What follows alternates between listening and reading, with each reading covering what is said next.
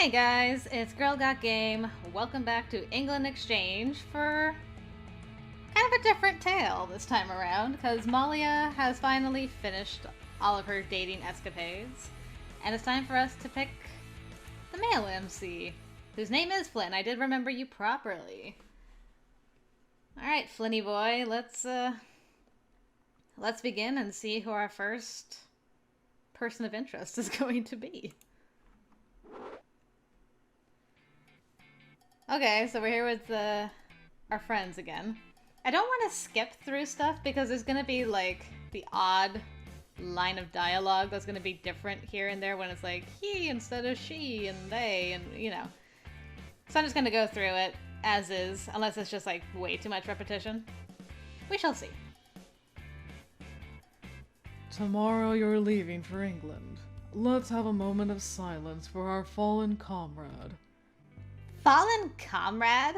Flynn's going across the ocean, not dying. That's what you think.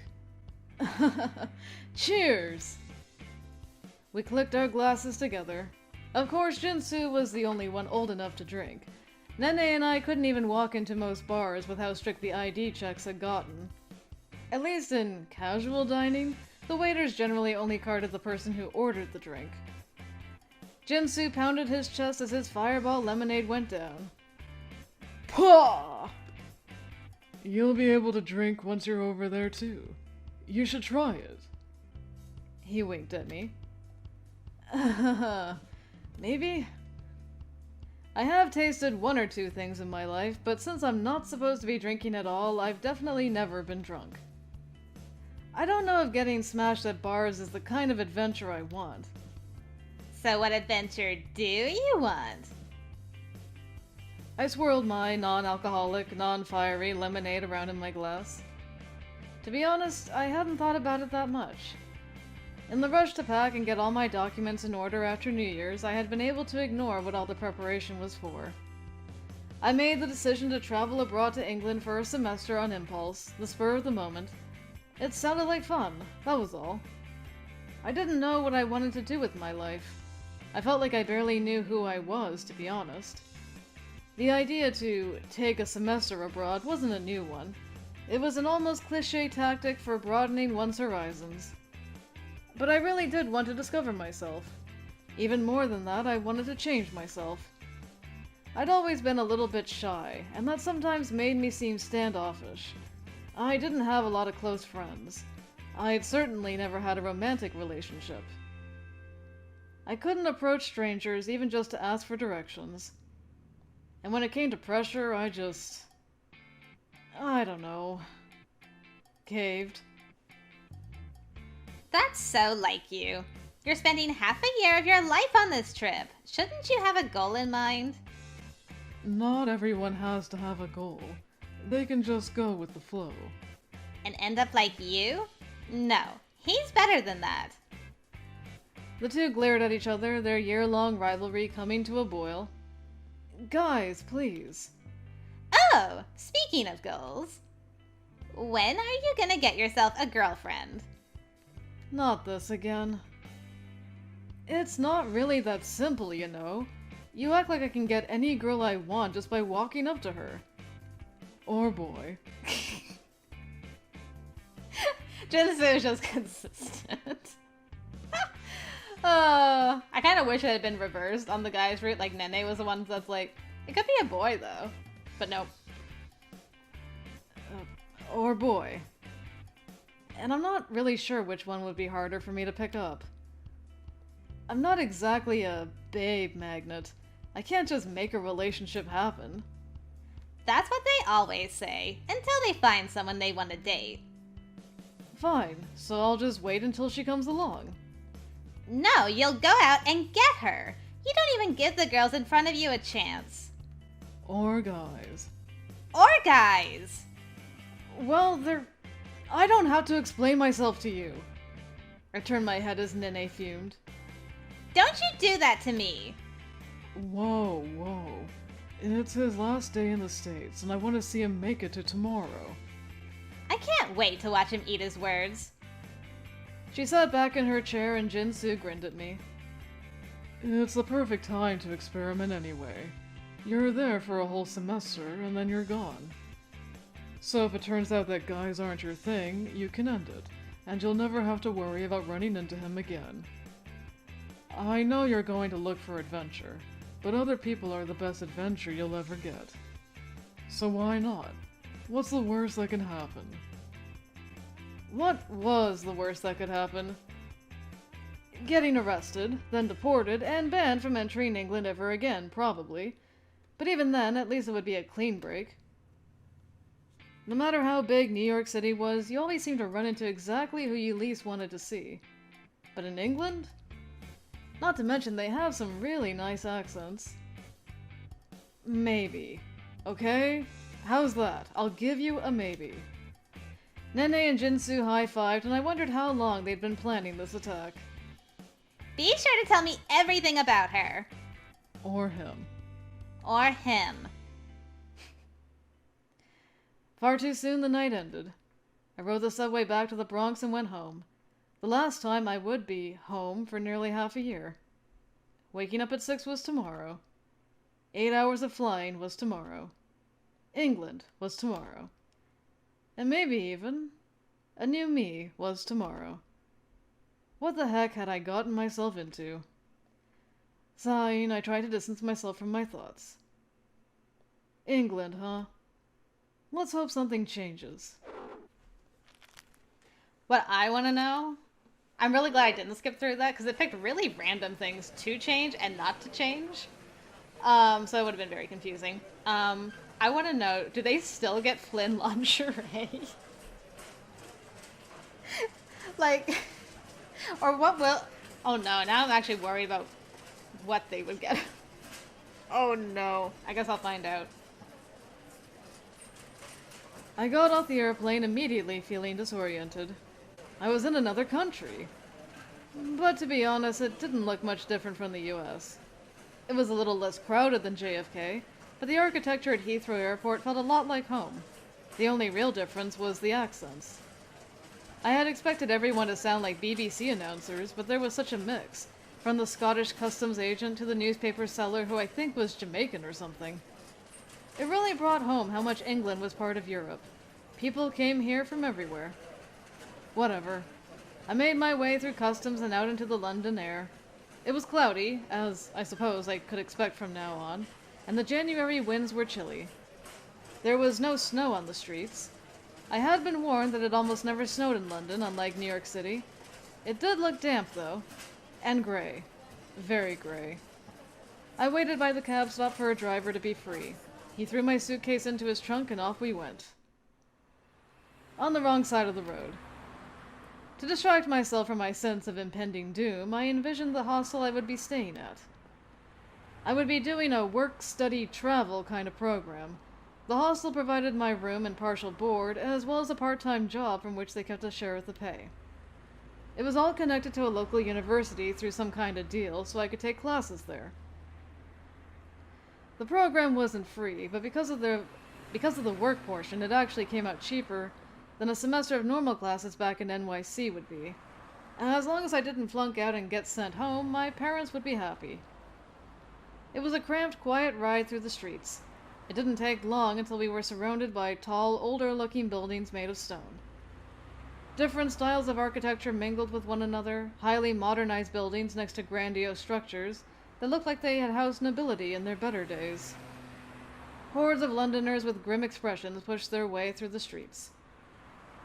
I had heard the British were more polite and well-mannered than us, less likely to show their emotions, more intelligent. Better in every way, basically. But London just looked like a slightly prettier New York. America as I knew it mostly came from the English only a few hundred years ago. Surely the cultural differences weren't that big a deal. They wouldn't think of me as just a dumb American, would they? Before I could ponder this too much, the cab came to a sudden halt. The cab driver got out and grabbed my bags, but not before pointing to a machine on the back of the seat in front of me to run my cards through. I swiped one. Approval denied. What? Maybe that card doesn't work here. Trying to quell my rising panic, I grabbed another card and ran it through. Card read error. You've gotta be kidding me! I didn't have any other cards. The cabbie was standing outside the hostel with my bags, tapping a foot impatiently. I crawled out of the car and dug through my carry-on. Trembling, I held out 4 $20 bills. American bills. What? I can't accept foreign currency. I'm sorry, but my cards aren't working. Did you not tell your bank you were going out of the country? Is that something you have to do? You stupid Americans, you... Whoa, calm down there. All right. I had a feeling Danny would be our first guy. Jin Stu will be so happy.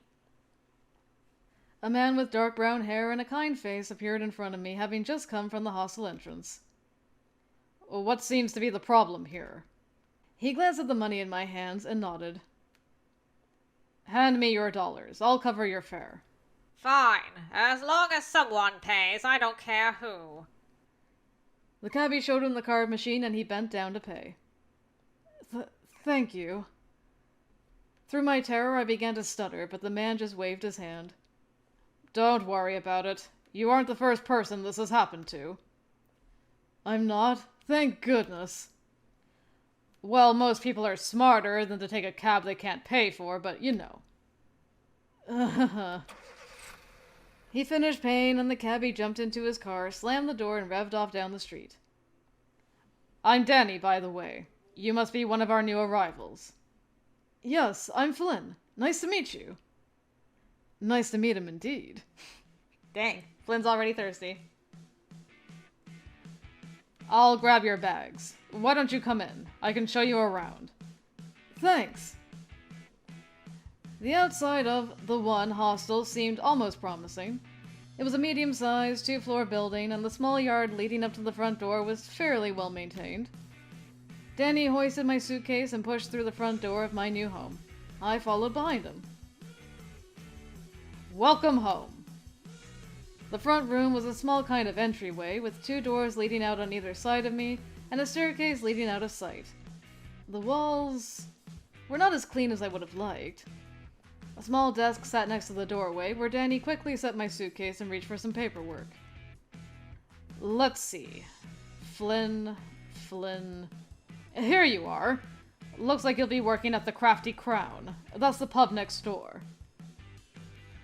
Huh. How interesting. So I'm going to be working there and not with Angie. Maybe Angie's onto something with his being the only one to work at the hotel. Angie gets no help. A pub? A bar that serves food, which is what he'll probably be doing. All the rest of your board and lodging seems to be sorted. Well, I'll give you a quick run-through of the house rules, shall I? There are 7 of us at the moment who board here regularly, and a couple of extra rooms for overnights and short-term lets, but they're not often used. So with you here, there will be 8 of us in total. Provided James hasn't hidden someone in the attic like in that old novel. I stared at him confused.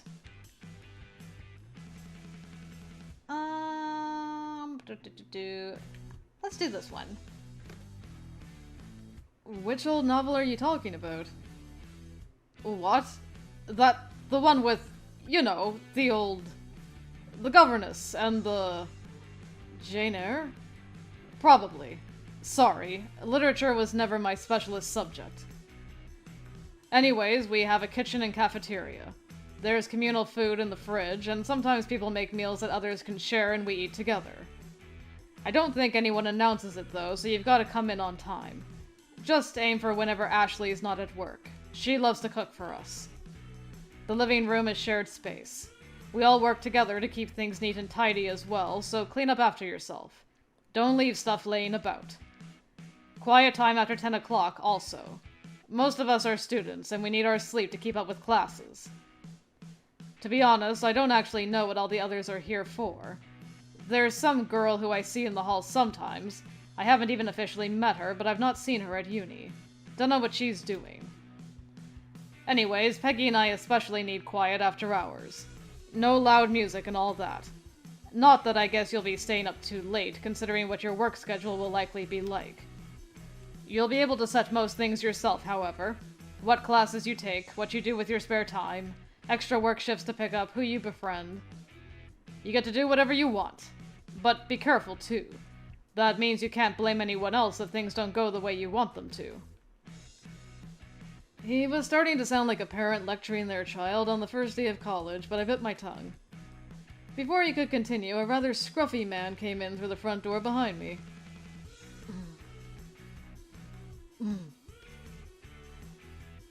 Coffee stains, at least I hope they were coffee stains, dotted his shirt, and I swear there were breadcrumbs in the corner of his mouth.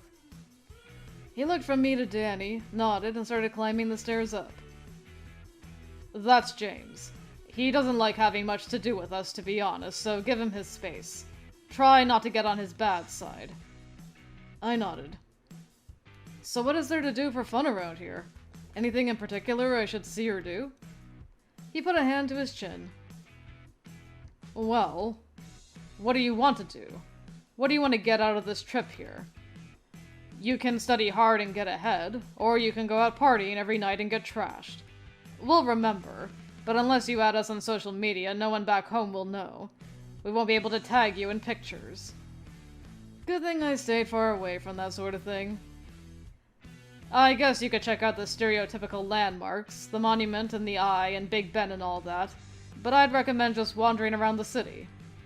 With a day travel card, you can go wherever you like. London's crammed full of sights most tourists miss because they're too busy trying to make the Queen's Guards laugh. Oh, I have a soccer team here that I run with the school. You can come to tryouts and see if that's a thing you want to do. Soccer tryouts? I mean, I never really did sports that much at home. They weren't much my style, but maybe now is a good time to change that. It would definitely mean I get more time hanging out with Danny. Suddenly, there was a distant, dull thudding noise, then the door to my right flew open. Oh, here comes Angelo. And you don't have a root with this guy, so we're not going to spend a lot of time with you. Oh, hold on a second.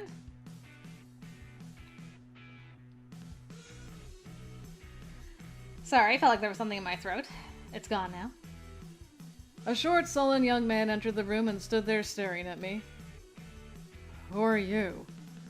He's a new boarder. Name's Flynn. He'll be staying here for the spring semester. His eyes narrowed slightly, but that was all the greeting he offered. Didn't he shake our hand when we were Malia? Oh no, Angie, don't make me have a rivalry with you. Angelo is one of our maids. I'm not a maid, I'm a housekeeper. Look, it's not normal for me to be doing this kind of work. It was a misunderstanding, capisce? They thought my name was Angela, not Angelo, so they assigned me as if I were a woman. Surely the assignments were random. England wasn't medieval. There was no reason why only women should work in housekeeping. Was this kid really old enough to be employed in this kind of program? He looked like he might still be in high school. And seemed to think like a high school boy, too. Well, it's nice to meet you. I held my hand out for him to shake and he took it, gripping my hand like iron. Okay, so he still shook our hand, but I think he shook it differently. Nice to meet you, too. He nodded once and continued past into another room. Alright, I mean, that was fairly amicable. It was a very manly handshake. Don't mind Angelo. He's got a bit of a temper, and maybe a bit of a bleeding heart, but he's a good guy deep down. And try not to take his, views too personally. He's had a strange upbringing. I think being here will be good for him. Isn't he a little young to be around here? Young? No, he's 19. 19? Seriously?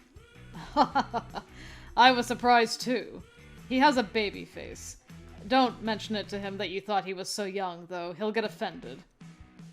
He likes to be manly, that one. Anyways, you probably want to see your room now, don't you? All the rooms are upstairs. That door Angelo just went into is the kitchen and dining room area. He just came out of the living room area. Things aren't always the nicest here, as I'm certain you can guess, seeing as how you've already met James, the hostel owner. That guy was the hostel owner? Seriously? Wait, then who are you? Me? Did I not properly introduce myself? I'm Danny, biology student and overall bang-up guy. He jammed a thumbs up into the air in an over-exuberant expression of joy? I stared at him blankly and he shrugged it off. I'm just someone who lives here for right now. I think my room's across the hall from yours, actually. We headed up the rickety, creaking staircase and into a long and narrow hallway. Doors lined the hall on either side, and I could already hear some obnoxiously loud foreign music thrumming through a wall. I couldn't quite make out the words, but I thought they might be French. Danny noticed my confused look. What, that? That's Mark. You'll probably meet him eventually. He's cute. Cute? Did he mean cute like, aw, what a sweet guy? Or cute like, I am attracted to men cute? One of those things was something I needed to know. Not that I was likely to make a move on Danny. I was too, well, pathetic for that. Even in England. It would be nice to know what my options were, though. Anyways, your room's the one on the right here. You get a key and such. Loos are shared, one to every 2 rooms. That's a toilet to you. And there's a shower room at the end of the hall that we all share. It's not too bad, though, because we never run out of hot water, and you can lock the door so people don't run in on you. Just make sure you knock before entering. Some people here don't mind leaving the doors unlocked. Thanks. He put a golden key into my hand and motioned to my bedroom. Well, why don't you do the honors? I nodded and unlocked the door. Then, heart thumping, I pushed it open. My room was small and a bit dingy. The paint was peeling, the carpet was faded, and somebody had taken a permanent marker to the wardrobe doors. But despite that, it managed to look colorful and somewhat inviting. It smelled a little musty, too. I wondered when the last time it had been cleaned was. The balcony view, though, probably made this place count as luxury digs for London. I'm sure you're pretty tired and just want to unpack, so I'll let you do that now. If you need me, I'm usually in my room or wandering around the hostel. Or I'm not here at all, so if you can't find me, I'm probably gone. You can just ask someone else in that case. Everyone's pretty friendly. Mostly. A dark look crossed his face, but he shook his head. Anyways, I gotta get back to revising. The life of a scholar, right? Talk to you later. He saluted me and closed the door. I was alone in my slightly chilly room, staring at the suitcase at my feet. All alone in a foreign country. A wave of panic rose in my chest, and I stared at the suitcase, willing it to go away. Deep breaths. You knew this would happen at first. Just take it one step at a time. First things first. Unpack. Things always feel better when you've unpacked, because you'll feel more like you are at home. At least, I remembered reading that somewhere. With that in mind, I unzipped my suitcase and began to organize my meager wardrobe. What is this? What did you pack? I held up an extremely expensive pair of, shall we say, undergarments? What kind of undergarments, though? Like, booty shorts? Like, I'm curious, okay? For science purposes. How did this get in here? Who did this? Because it sure wasn't me who bought Jinsu and Nene. It had to be.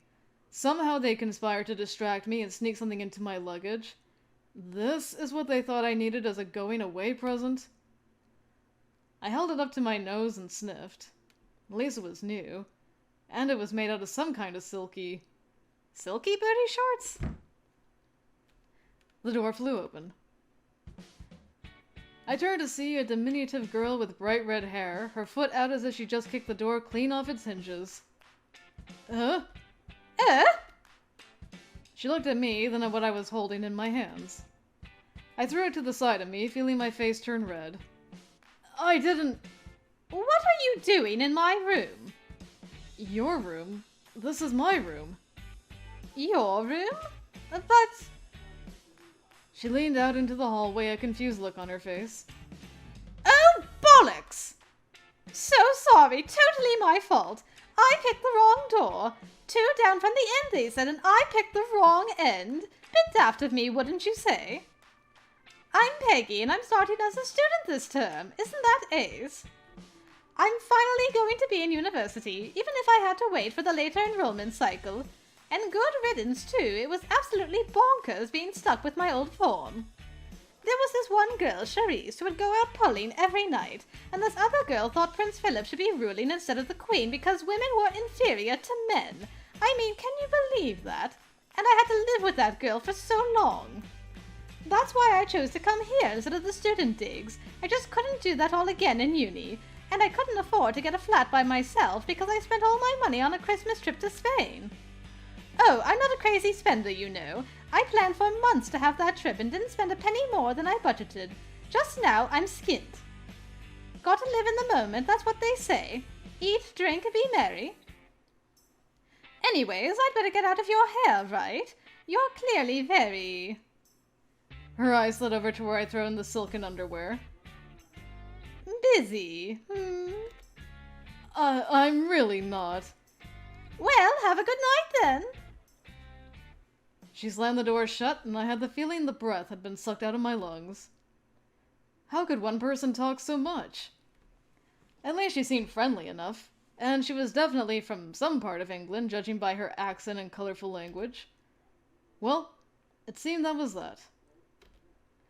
By the time I finished unpacking, it was early evening. Despite the relatively early hour, I was exhausted from all the travel and stress. I didn't bother to shower. I just put on my pajamas and crawled into bed. I could do the rest later.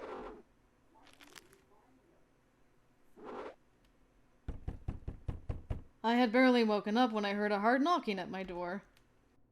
You in there? Get the hell up! I flipped out of bed and ran to the door, completely unaware of where I was or what I was doing. A man was there, glaring at me. You've got a report for work today, you know that? Yes? I blinked at him. I'm James. I own this place. I run this program. That makes me your boss. You'll be working at the pub next door, the Crafty Crown. A couple of others from here already work there, Ashley and Brendan. You'll meet them when you start your shift, most like. Pub's owner's name is Oscar. He's a friend of mine. Don't piss him off. Don't cause any trouble, understand? We don't need reasons for people to never hire you lot again. You do that and the entire program will be shut down. Not only will you be out of a job, but I'll be out of a job, which means you'll be out of room and food. Understand? Yes, sir. He scratched his ass and I tried to hide my distaste. Speaking of food, breakfast is downstairs. Don't be late if you want to eat before you work. Get your schedule and don't miss a day on the job. And don't bother me. So long, then. He waved a short-fingered hand and headed off down the hallway. I blinked, only noticing the smell he gave off when he was no longer around. Fresh air! For some reason, I felt like this hostel was less friendly work opportunities and more exploiting the labor of young, naive, and stupid people like myself. Did I just get the short end of the deal? It wasn't like I could do anything about it now. I was stuck here for a semester. I signed papers. I went back into my room and got ready for the day. Breakfast was supposed to be included in my living arrangements at the hostel, but it was clear that it wasn't going to be much, and if I didn't hurry, it might not be anything at all.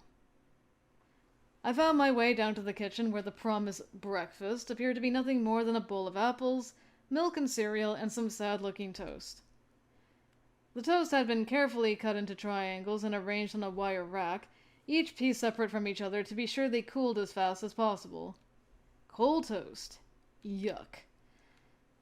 Well, maybe if I got up early enough in the future I could snag it while it was still warm. No butter packs, just a tub of spreadable margarine. No grape jelly either, only honey and orange marmalade. I miss New York already.